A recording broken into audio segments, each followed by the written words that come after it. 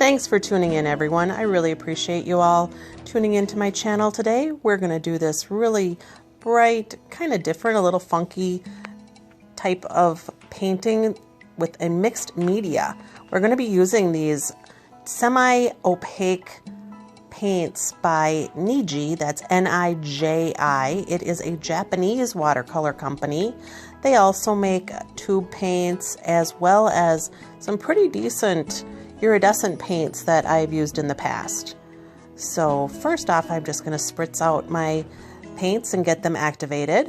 I am using a number 10 Aqua Elite brush by Princeton. It's a little bit stiffer of a bristle, which we're going to need to activate these paints because they have a little bit heavier of a pigment.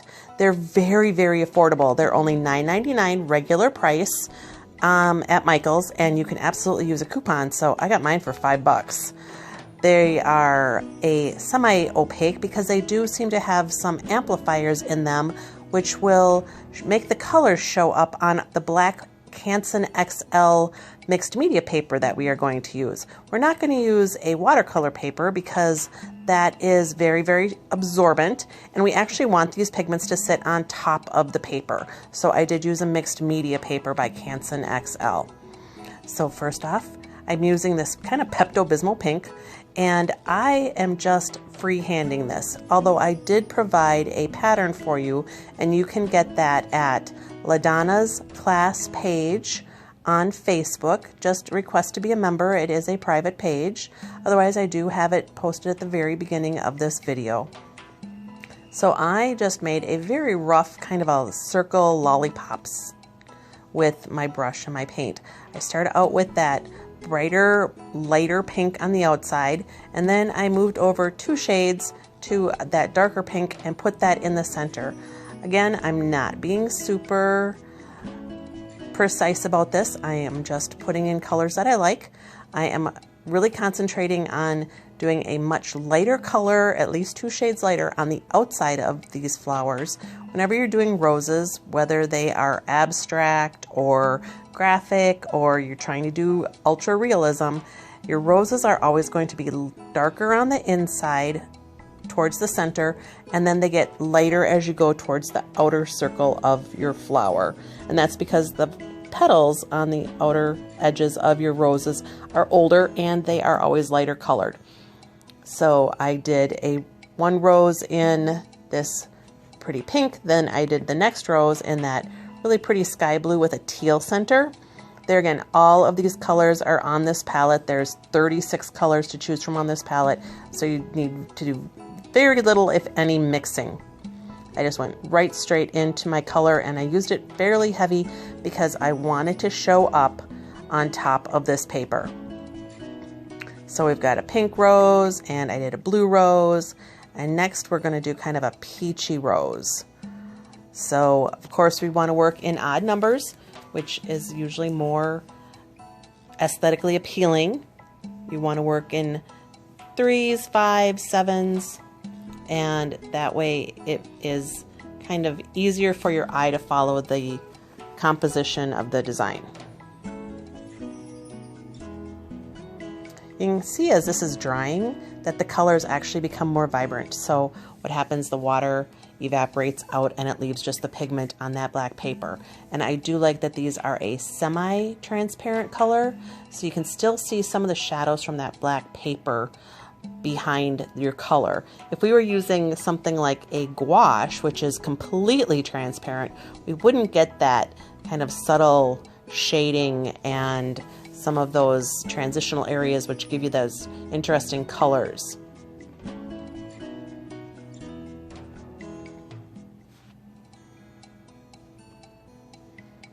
So here I'm using the peachy color. I used this dark kind of a brick orange in the center, and then there are several different lighter oranges and peachier colors that we can use on the outside. And once again, I did not draw this out, but you absolutely can. I did give you the copy of that transfer, and you would just use a white or a light gray transfer paper, or you could just use a piece of chalk and draw your general circle where you want to have the placement of your flowers.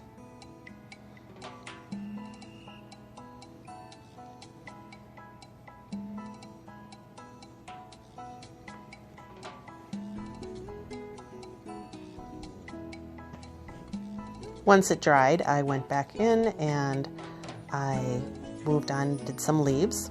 I'm still using that same number 10 brush, and I did some light green for some stems coming down from my roses, and then I used my brush to very loosely paint in some of the leaves.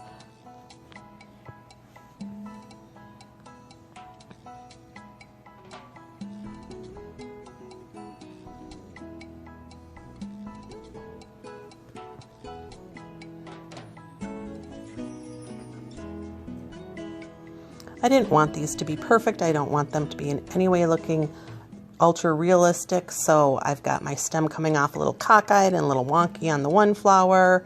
The other flower is above, and the stem kind of comes behind from the orange flower behind the blue flower and connects back up coming down. On my blue flower, once again, it's not perfectly centered. I'm not going for realism here. I'm going for an interesting composition.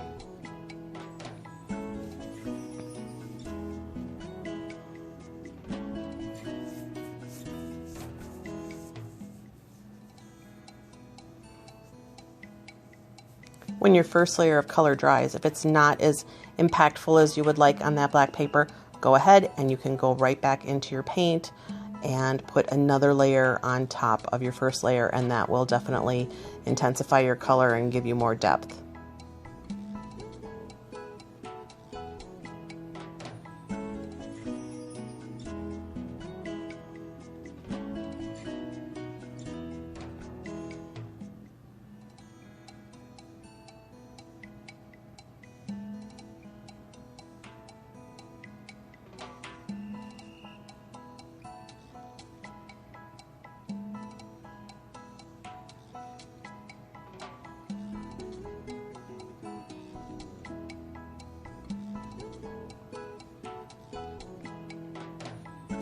I'm trying to do my leaves in as few strokes as possible, so I'm really loading my brush up with a heavy load of paint, and I'm trying to do them in one stroke or two strokes because this paint is sitting on top of the paper.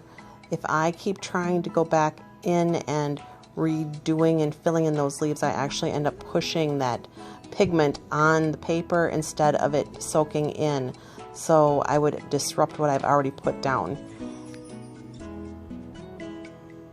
I'm just painting some little leaflets coming out of the roses just to fill in a few of my open areas. Once again, I'm still using that same number 10 Princeton brush.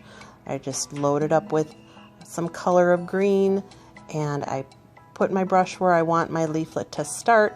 I push that brush down and I pull up, giving a little point at the tip.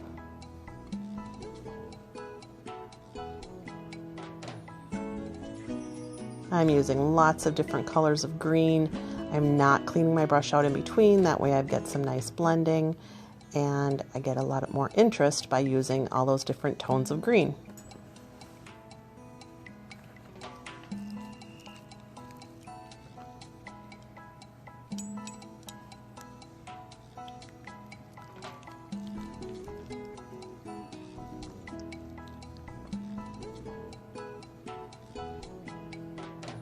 Every time I have a little bit of leftover paint on my brush, I just pull up some grass from the bottom just to fill in that bottom area.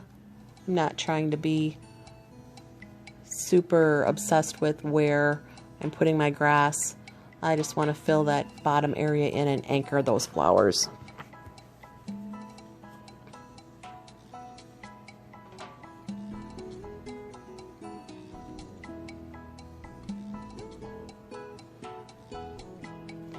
Whenever my paint gets dry, and this paint does seem to dry out a little bit more quickly in that palette because it does have those amplifiers, which I think are probably some kind of a chalk base, and it does seem to really suck up the moisture.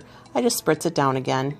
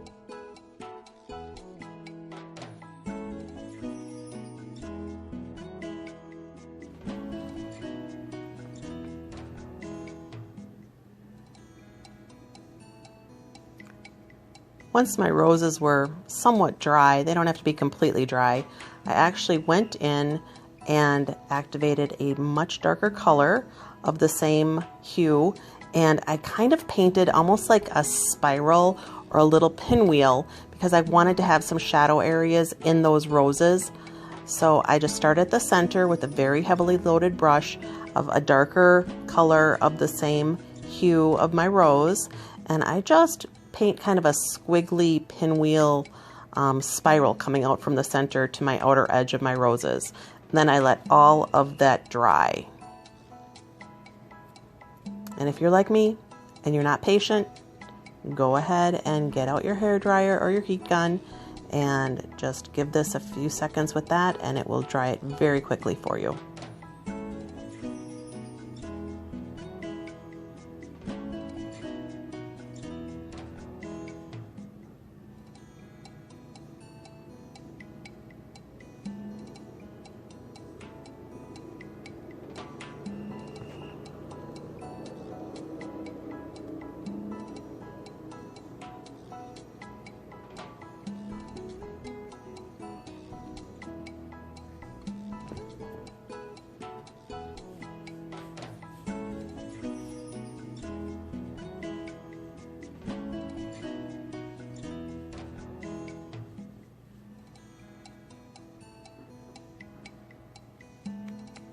All right, so I want to get my spatters in, and because I don't want the spatters to completely cover my roses, I just used some Post-it notes, and I could have cut these to be more exact the size and shape of the roses, but quite frankly I was a little lazy, so I just grabbed some Post-it notes and covered up the main part of my roses.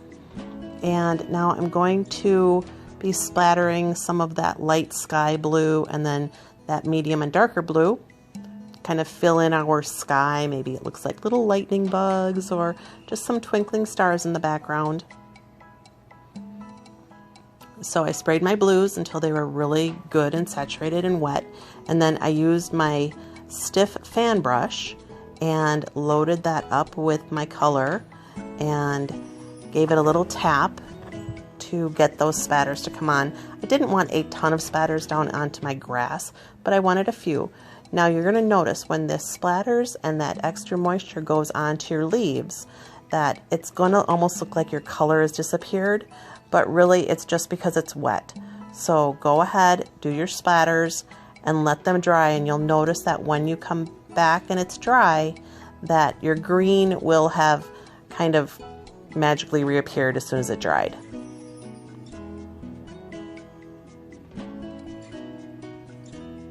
The more wet that your paint is, the larger your spatters will be, and the drier your brush is, the smaller they will be.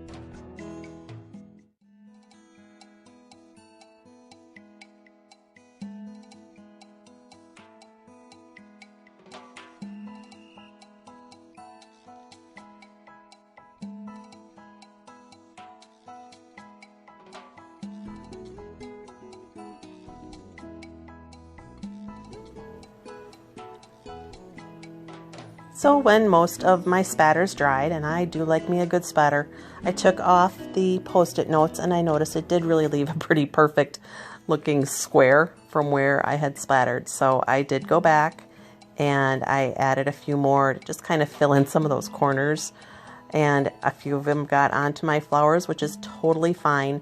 And I actually really ended up liking when it had dried because I thought it gave my flowers a little bit more dimension and just a little bit more interest. They didn't look so flat and so homogeneous.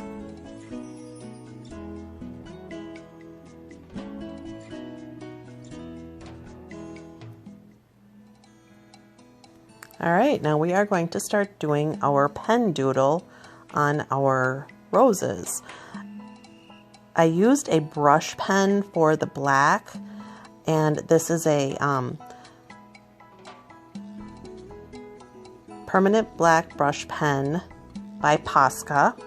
I like using the brush pen because I can push down on it and get some thicker lines and then lighten up my pressure and get some really fine lines. I don't want all my lines on this black to be completely the same thickness all the way around. I think that looks a little boring. So I wanted to have some variation, so I used a brush pen. That way I was able to control the thick and thin of my lines. Also, this paint, because it does have so much of these opacifiers in there, is a little bit chalky. And if you try and use a felt nibbed pen, be it a Sharpie or a Micron or something, a flare that has a felt tip, what happens is it re-wets and picks up that paint and it kind of clogs up the tip of your brush. Where if you use a brush pen that has a lot more, I don't know, juiciness to it, I guess would be a good way to put it, you get a smoother line because it's not being filled up by the paint that you may be reactivating underneath it. So when you start doing these roses, if you take your fist and you curl up your hands into your fist and you see that circle that your fingers and your thumb make, that is a really good way to start the center of your rose. I think a lot of people have difficulty with roses because their brain has already made them three-dimensional and they don't realize that they are seeing just the tip and the outer edges of those petals. So you're going to start out just drawing almost that curlicue circular fist snail-like figure for the very center. And then you start building on your outer petals, and every petal is another layer out. When you start with your center petals, your petals are thinner and closer together, and they're going to overlap a little bit, kind of like bricks on a wall, where your petals don't line up perfectly. They kind of overlap each other with the next layer out. And as you are working out with these petals, it's important that your petals get thicker and fatter and wider looking, because those older petals will have kind of opened up and fallen down a little bit, and it gives you a more open look to them. If you do this with your roses, I think you're going to find that you get a very convincing look. So your petals start as this tight cluster at the very center, shaped almost like your fist when you curl your thumb around, and as you move towards the outside, you're building it up like a brick wall. You're also not making them too much like a scallop. They're not big C strokes when you're drawing these. They're a little bit flatter, but I do give a little bit of a wave to them, so they do have some interest. And I am pushing down on my pen. You can see this. So some of my lines are a little thicker, and then I lighten up my pressure, and some of my lines are a little bit thinner. Once I get my entire rose drawn in, then I went back with my brush pen and I did some shadowing with the pen, and I start at the center line of my petal and I drew some little hash marks coming out, and that was to give the rose kind of some motion as well as a little bit more depth of color. And you can see how I'm starting at the outer edge of one layer of petals and kind of moving in, drawing these little strokes towards the outer edge of the pen.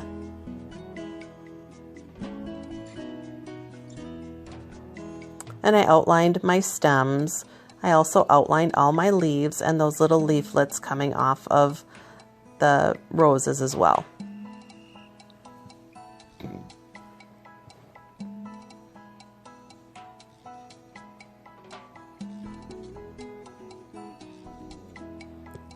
So I'd outline my leaf, and towards the center of the leaf I might push down on my brush, give myself a little bit of a thicker line, then lighten up on my pressure and come to a nice point at the top of the leaf. And I would draw my vein, and then I would draw my little veins on each side of the leaf.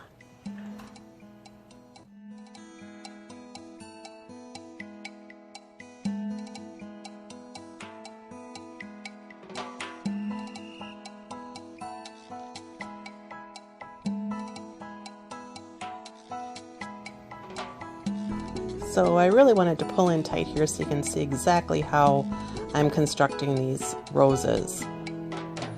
Again, it's got that kind of circular center that looks like a closed fist where you've got that circle on the side, and then as you go out to the outer rings, you are going to be making those petals be wider and wider, and they are not like scallops at seas. They are more flat but still have a little bit of extra ruffle to them.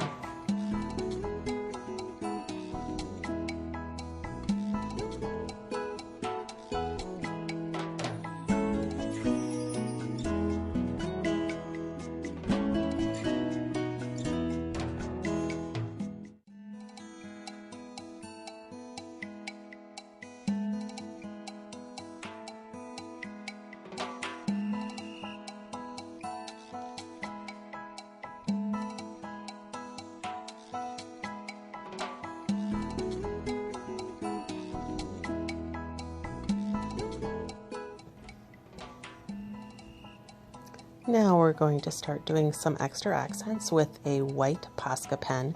This one is not a brush pen. This is their 0.7 millimeter pen. It has a really pretty fine point on it. You need to shake it vigorously to get the white paint to be nice and opaque.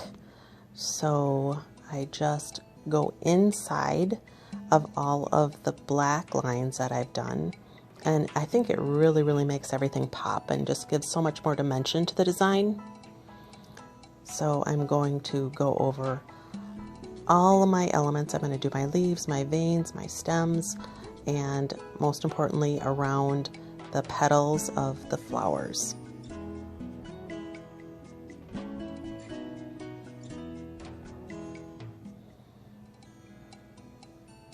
You can see how I'm not trying to make these perfect, and I am not connecting all of my lines either. I'm leaving some space.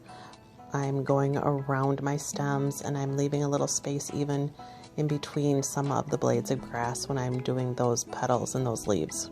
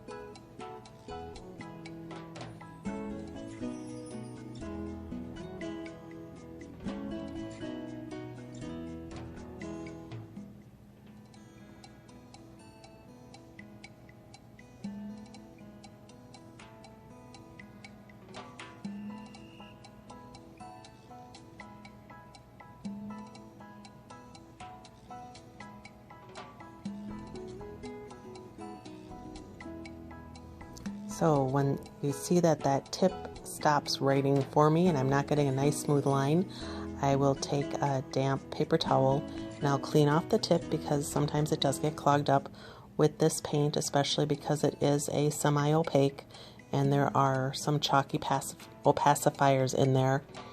So keep that tip nice and clean, really shake up that pen, and just go really pretty slow when you're doing these lines. You don't want to try and rush it. And at this point, the vast majority of the hard work has been done. So you can sit in front of the TV and just fill these lines in, and it's just kind of a nice little meditative exercise to do.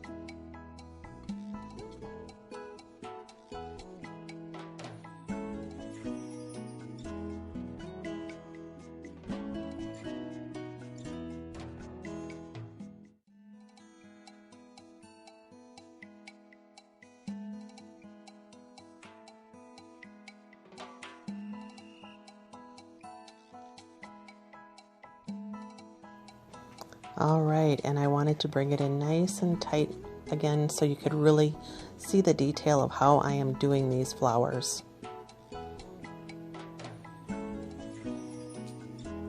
I'm getting that little bit of extra depth by using my black pen and the brush tip on that to add some extra dimension in between my layers of petals. And then I will go back with the white pen and highlight all of the inside lines of those petals.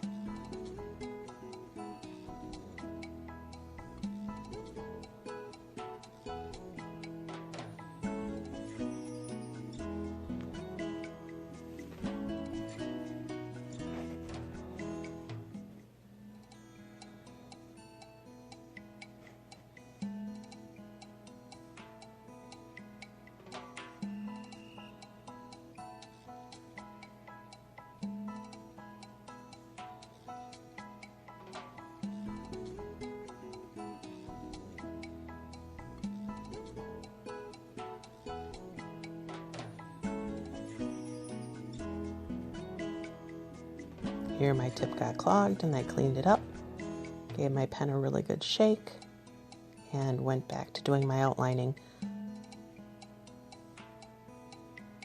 You could also use a gel pen. Uniball makes a really good white gel pen. It's very, very opaque.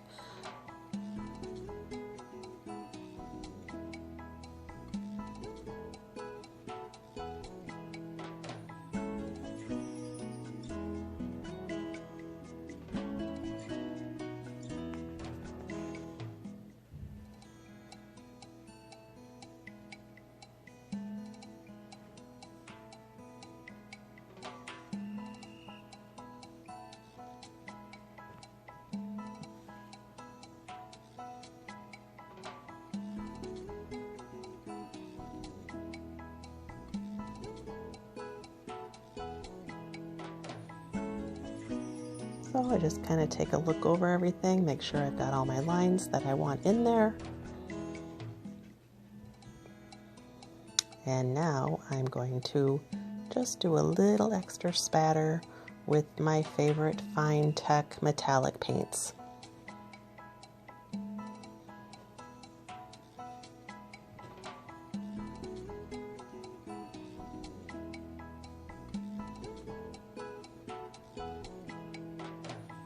I just wanted to get a little bit of extra sparkle and shimmer, so I'm going to use my dark blue sapphire and the silver metallic paint, and just like we did the spatters before, I'm going to do just a little bit of extra spatter on top of the spatters with the Finetec paint.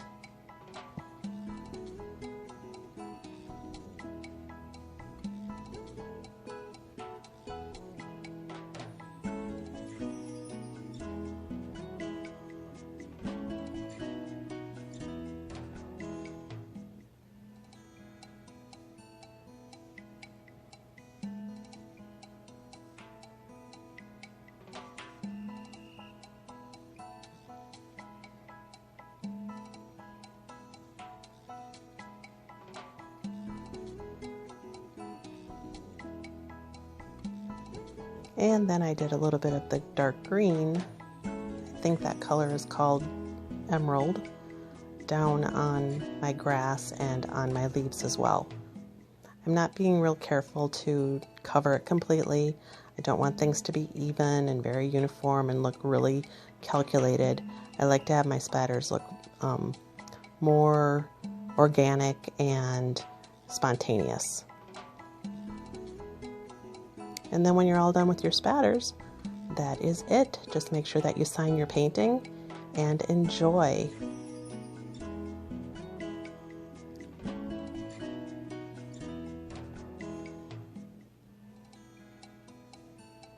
This is a great technique you could do for a card if you only wanted to do one flower. You can do a really large composition. You could use a different type of flower. It'd be beautiful if you did it with poppies or pansies or anything that you really enjoy painting. Thanks again for watching. and I will have a new video for you next week. Next week we will be doing jewelry.